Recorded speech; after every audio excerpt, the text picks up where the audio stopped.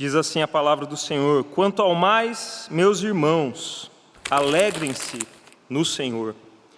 Escrever de novo as mesmas coisas não é um problema para mim e é segurança para vocês. Cuidado com os cães, cuidado com os maus obreiros, cuidado com a falsa circuncisão, porque nós é que somos a circuncisão. Nós, que adoramos a Deus no Espírito e nos gloriamos em Cristo Jesus, em vez de confiarmos na carne. É verdade que eu também poderia confiar na carne. Se alguém pensa que pode confiar na carne, eu ainda mais.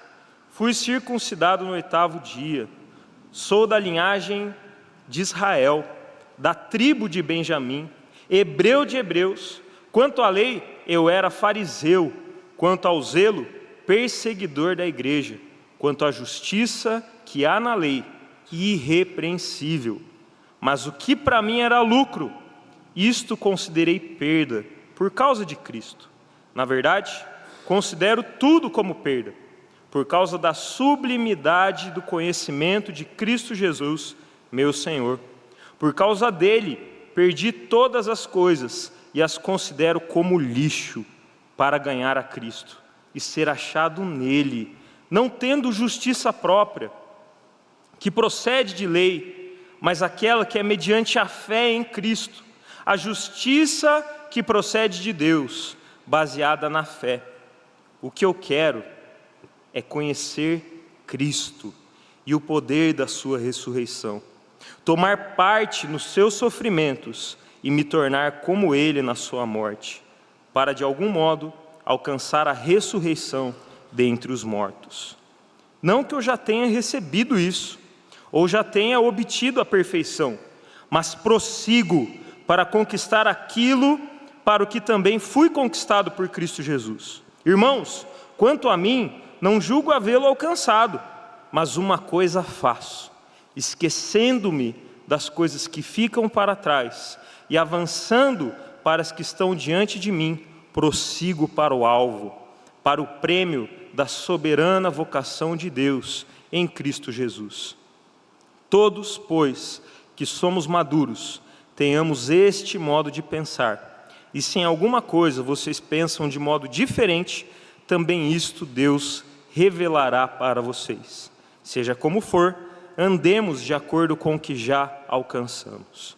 Irmãos, sejam meus imitadores e observem os que vivem segundo o exemplo que temos dado a vocês. Pois muitos andam entre nós, dos quais repetidas vezes eu lhes dizia, agora digo, até chorando, que são inimigos da cruz de Cristo. O destino deles é a perdição, o Deus deles é o ventre, e a glória deles está naquilo de que deviam se envergonhar, visto que só pensam nas coisas terrenas.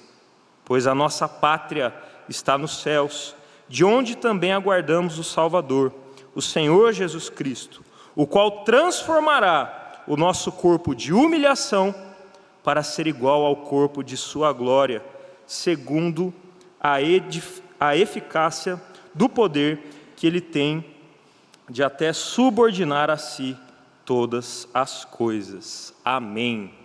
Vamos orar mais uma vez. Querido Deus, estamos diante da Tua palavra, Senhor, e clamamos para que o Senhor fale conosco, para que o Senhor aplique essas verdades no nosso coração, em nome de Jesus. Amém, Senhor. Amém. No dia 6 de junho de 1944, na Normandia, ao norte da França, acontecia o famoso Dia D. Aquela que pode ser considerada a maior operação de guerra na história da humanidade. Aquela que pode ser considerada a ação militar mais emblemática da história, acontecia neste dia, dia 6 de junho de 1944. Possivelmente você já viu essa cena em um filme de ação, numa série, os soldados, os exércitos dos aliados se aproximando de uma praia, justamente para invadir aquele local e para tornar essa ação concreta. Nós temos ali inúmeros soldados descendo dos barcos e entrando naquele território que estava dominado pelo exército alemão. Mas olha só que interessante, queridos. Ainda que essa seja considerada a ação mais emblemática, bélica, que nós podemos considerar, ela ainda não foi o fim daquela guerra. Entenda bem, toda a cúpula do exército alemão, do exército nazista, sabia que a guerra já estava acabada ali. Não teria como reagir, não teria o que ser feito para dar continuidade aos planos nefastos do nazismo naquela época. E aquela ação militar representava justamente isso, aquela guerra estava vencida. Mas, quando nós recorremos aos livros de história, nós vamos perceber que o exército alemão só se rendeu definitivamente, oficialmente, aproximadamente um ano depois. Em torno de um ano depois, em 7 de maio de 1945, a Alemanha nazista se rendeu oficialmente. A guerra já estava vencida, mas os inimigos não deram o braço a torcer. Como é possível nós vivermos a realidade de uma guerra que já foi vencida, mas na qual os inimigos resistem em dar o braço a torcer? Nós podemos usar essa ilustração para olharmos para a obra de Cristo Jesus. Porque quando Jesus diz está consumado na cruz, significa que aquela guerra já está vencida. Ele triunfou sobre o pecado, Ele triunfou sobre a morte, Ele triunfou sobre as tentações enviadas por Satanás. Ele triunfou, está consumado, a guerra já foi vencida. Mas nós vivemos esse paradoxo do já. Essa guerra já foi vencida, mas ainda não, porque nós não desfrutamos plenamente, completamente, de forma consumada, daquilo que Jesus realizou na cruz, da sua ressurreição, da sua obra completa. Nós ainda vivemos num mundo marcado por inimigos que não querem dar o braço a torcer. O pecado, a morte, o sofrimento que nos cerca, a dor, a traição, a humilhação, o abandono e assim por diante. Essa é uma realidade que diz respeito a todos nós e que o apóstolo Paulo, de maneira muito amorosa, está também trabalhando na vida daquela comunidade, daquela igreja. Qual é o contexto do capítulo 3 de Filipenses, do texto que nós lemos nessa noite? É justamente trazer à memória daqueles crentes, daqueles cristãos, que a guerra ela foi vencida, mas enquanto nós estamos aqui nesse mundo, nós teremos que tomar cuidado com algumas coisas. Nós teremos que perseverar apesar de algumas situações que nos cercam. E para que a gente chegue nesse entendimento, é importante nós levarmos em consideração qual era o perfil daquela comunidade, qual era o perfil daquela igreja, qual era o contexto pelo qual o apóstolo Paulo está escrevendo aqui. A igreja de Filipos, ela estava localizada num lugar que era uma colônia dos veteranos de guerra de Roma. Então imagine bem, os veteranos de guerra, as pessoas que enfrentavam, as pessoas que serviam o exército de Roma, agora estão vivendo a sua aposentadoria em Filipos. Era um local muito importante, inclusive porque Filipos estava localizado numa das principais estradas entre as províncias a leste de Roma, na chamada Via Ignátia. E aí então o apóstolo Paulo, ele está escrevendo para uma comunidade formada em sua maioria por gentios. Muito provavelmente essa era a realidade daquela igreja, daquela comunidade. Mas, pasmem, sabe de onde Paulo está escrevendo essa carta? Da prisão. Paulo está aprisionado, acorrentado por causa do Evangelho, e ele está escrevendo uma carta na qual ele enfaticamente diz para aqueles cristãos: alegrem-se, celebrem. Eu sou grato pela obra de Cristo Jesus na vida de vocês, eu expresso a minha gratidão. Paulo, o tempo todo, vai reforçar isso nessa epístola, e ele vai dizer o quanto ele está alegre, o quanto ele está feliz, o quanto ele é grato a Deus pela obra que o Senhor está realizando naquela comunidade de fé. Mas Paulo também, de maneira muito pastoral, ele expressa uma preocupação muito importante em relação àquela comunidade. E ele faz algumas exortações àquelas pessoas. E quais eram essas preocupações do apóstolo Paulo? A igreja, queridos, estava vivendo uma perseguição iminente. O próprio apóstolo Paulo é prova disso, por estar algemado, acorrentado. O próprio apóstolo Paulo é exemplo de que o Evangelho estava incomodando. A mensagem do Evangelho, por onde ela passava, ela incomodava os poderes nefastos desse mundo. E havia um movimento, então, iminente para calar os cristãos, para prender os cristãos. Mas não apenas isso. Paulo também estava preocupado com os conflitos internos daquelas comunidades, inclusive na comunidade de Filipos. E ele dá orientações específicas, citando até o nome das pessoas.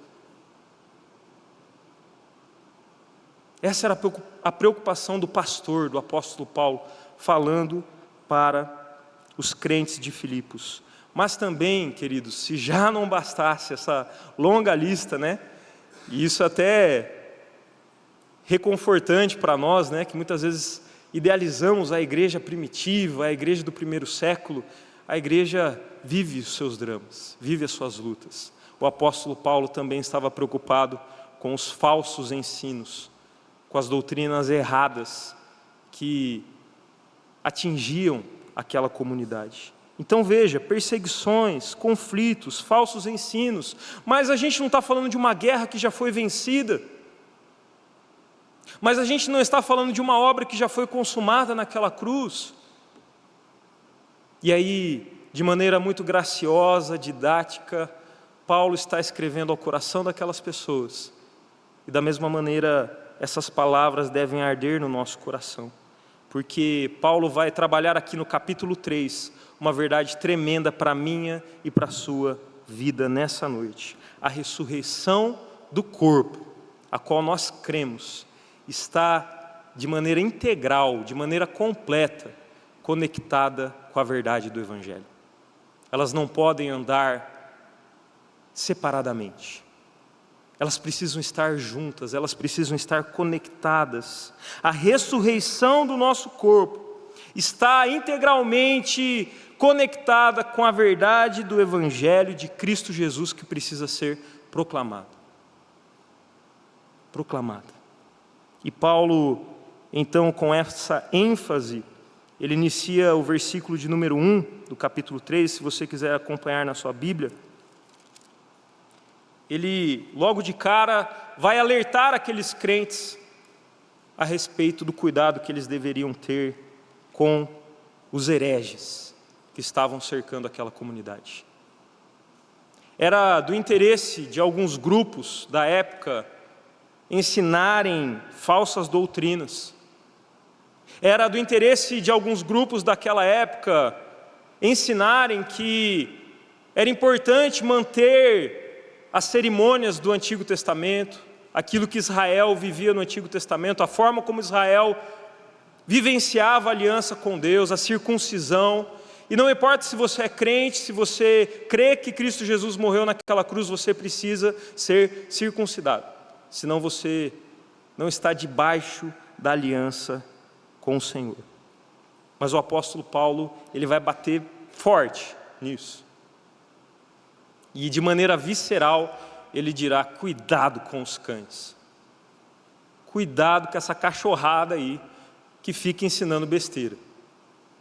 Porque a circuncisão somos nós, é o nosso coração, é quem nós somos diante de Deus, é o nosso arrependimento, é o nosso novo nascimento. E então o apóstolo Paulo traz uma aplicação para aquelas pessoas que serve também para mim e para a sua vida. Não confiem em si mesmos, confiem em Cristo. Não confiem nas suas credenciais, não confiem nas suas boas obras, não confiem nos seus méritos, não confiem no histórico religioso de vocês, confiem plenamente na obra de Cristo Jesus. E até irônico, porque no versículo de número 5, Paulo ele vai apresentar as suas credenciais. Ele vai dizer: se vocês têm motivo de se vangloriarem por alguma coisa ligada à carne, quanto mais eu. E ele vai enumerar, ele vai dizer: fui circuncidado no 8º dia, eu sou da linhagem de Israel, da tribo de Benjamim, hebreu de hebreus, quanto à lei eu era fariseu, quanto ao zelo perseguidor da igreja, quanto à justiça que há na lei, irrepreensível. Essa situação é mais ou menos a seguinte: eu não sei se todos sabem, mas esse ano tem Jogos Olímpicos. E a seleção brasileira de futebol não foi classificada para os Jogos Olímpicos. Sabe quem foi classificado? A Argentina. Infelizmente, né? Os hermanos se classificaram. E o Paraguai. Agora imagina a seguinte cena: o Paraguai começa a se gabar que eles estão classificados para os Jogos Olímpicos. E começa a tirar sarro de nós brasileiros, da seleção brasileira. E começa a se gabar que eles estão classificados, que eles vão participar dos Jogos Olímpicos no ano de 2024. O que nós brasileiros diríamos a eles? Será que vocês têm 5 Copas do Mundo? Na seleção de vocês jogou o maior atleta de todos os tempos, o maior jogador, que é Pelé. Vocês tiveram Ronaldo na seleção de vocês. Vocês têm quantas Copas da Confederação? E assim por diante. Paulo, ele está apresentando nessa carta, está apresentando para aqueles falsos mestres credenciais das quais ele poderia se gabar. Mas logo em seguida a isso ele diz assim: está vendo essa lista aqui? Tudo isso que eu estou apresentando para vocês, eu considero tudo isso como perca por causa de Cristo Jesus. Eu considero tudo isso como perda por causa do Evangelho de Jesus Cristo. Eu considero tudo isso como refúgio. Eu considero tudo isso como esterco por causa daquilo que Jesus fez por mim. Nunca foi sobre os méritos, nunca foi sobre as credenciais, mas sim sobre a obra de Cristo Jesus. E então o apóstolo Paulo, no início desse capítulo, ele vai de maneira muito incisiva dizer: não confiem em si mesmos, confiem na obra de Cristo Jesus, confiem na obra de Cristo Jesus. E a partir do versículo de número 12, ele continua a sua exortação, ele continua a sua orientação, e aí ele vai tratar de algo que também diz respeito a mim e a sua vida.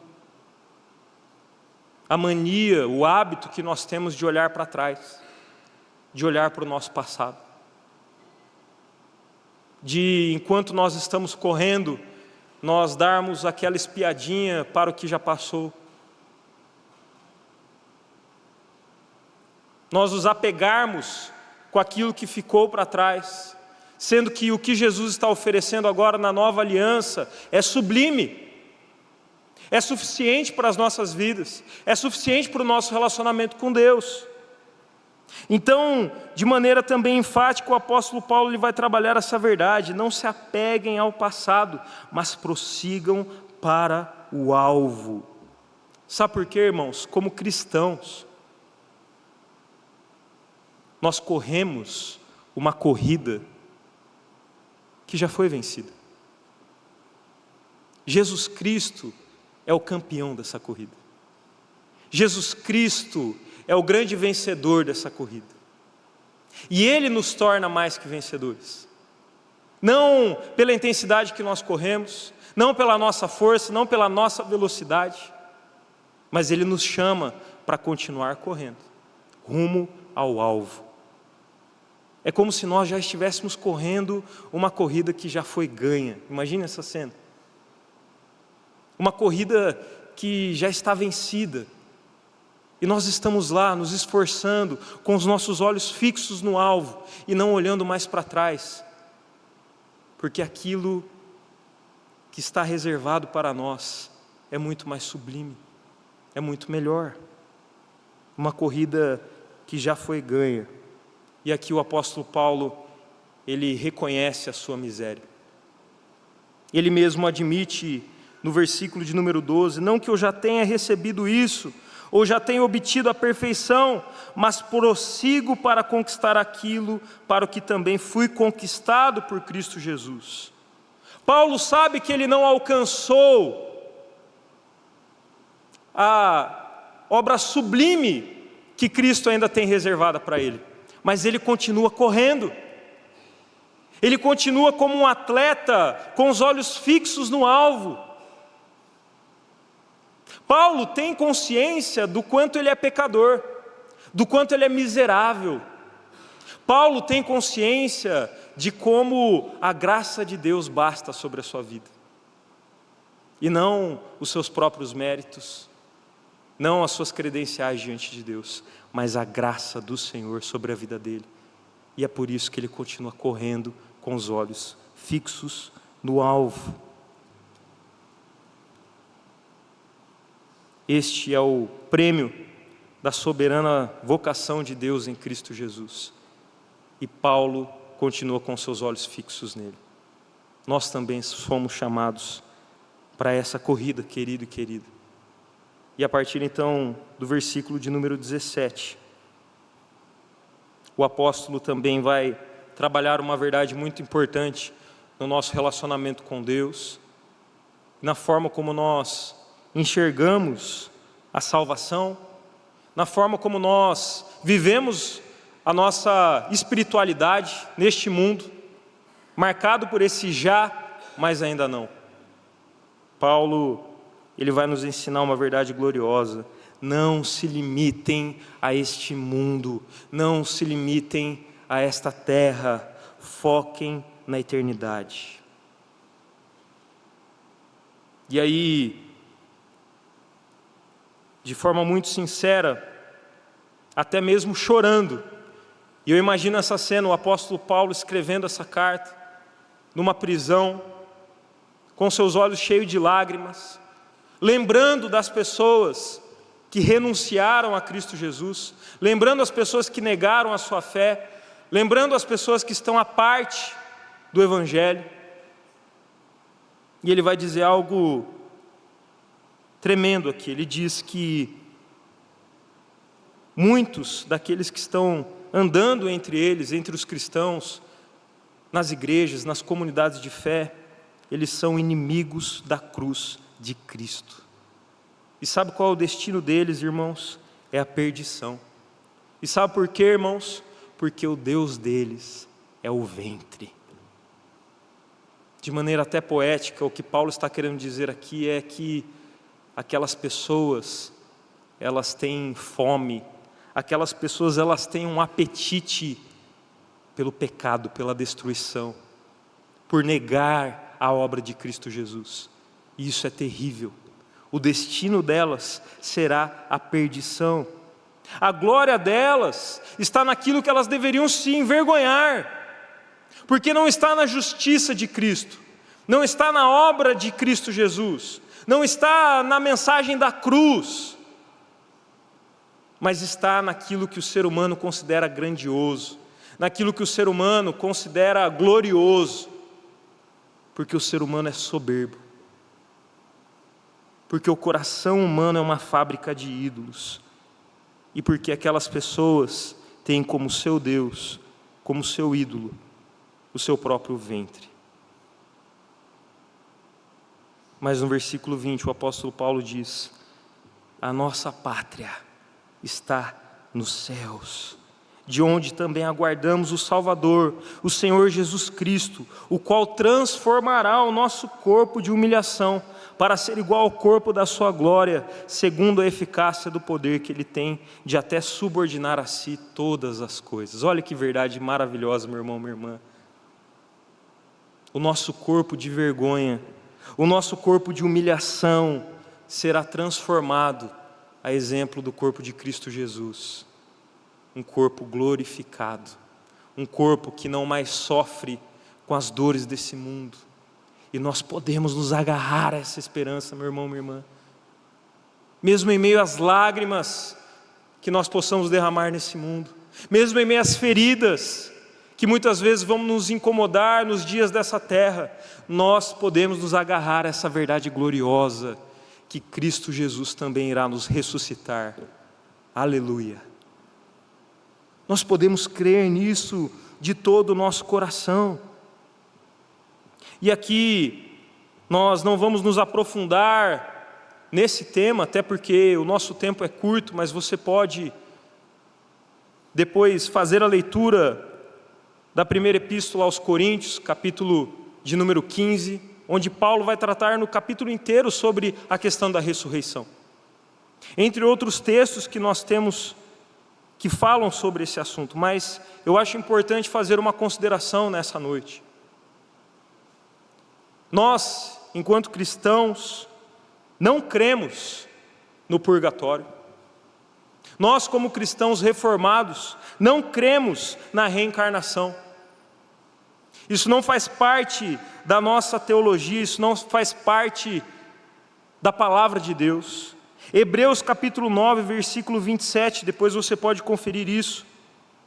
Diz assim a palavra do Senhor: e assim como aos homens está ordenado morrerem uma só vez, vindo depois disso o juízo, assim também Cristo, tendo se oferecido uma vez por todas, para tirar os pecados de muitos, aparecerá segunda vez, não para tirar pecados, mas para salvar aqueles que esperam por Ele. Queridos, não tem segunda chance. O que tem é arrependimento, o que tem é novo nascimento. Não existe essa ideia de purificar pecados.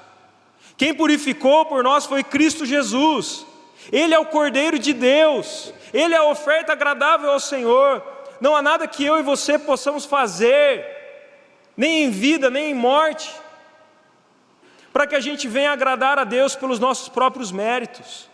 Não há nada que o nosso espírito, vez após vez, vida após vida, possa fazer para ser aperfeiçoado que vai agradar a Deus. Quem faz isso é Cristo Jesus, de maneira definitiva naquela cruz. E essa é a verdade de Deus para nós. Outra consideração importante: nós, como igreja reformada, como cristãos, nós não cremos numa ideia de aniquilacionismo ou de universalismo, a saber que as almas serão aniquiladas e elas não precisarão sofrer no inferno, porque elas simplesmente desaparecerão. O inferno é real. Quem mais fala sobre inferno no Novo Testamento é o próprio Jesus, alertando e dizendo: convertam-se, convertam-se. E Ele diz que lá haverá choro, haverá dor, haverá ranger de dentes. O inferno é real. Nós não cremos no universalismo, a ideia de que todos serão salvos, sem exceção. Nós não cremos nisso porque nós cremos na obra de Cristo Jesus, que é eficiente e é suficiente para salvar os seus eleitos. Nós cremos na obra de Cristo Jesus, que alcança o coração daquele que confessa o seu nome, daquele que é convencido pelo Espírito Santo a confessar o nome daquele que morreu na cruz, mas ressuscitou e está sentado à destra de Deus Pai. Daniel capítulo 12, versículo 2 diz: multidões e multidões que dormem no pó da terra acordarão, uns para a vida eterna, outros para a vergonha, humilhação e para o desprezo eterno.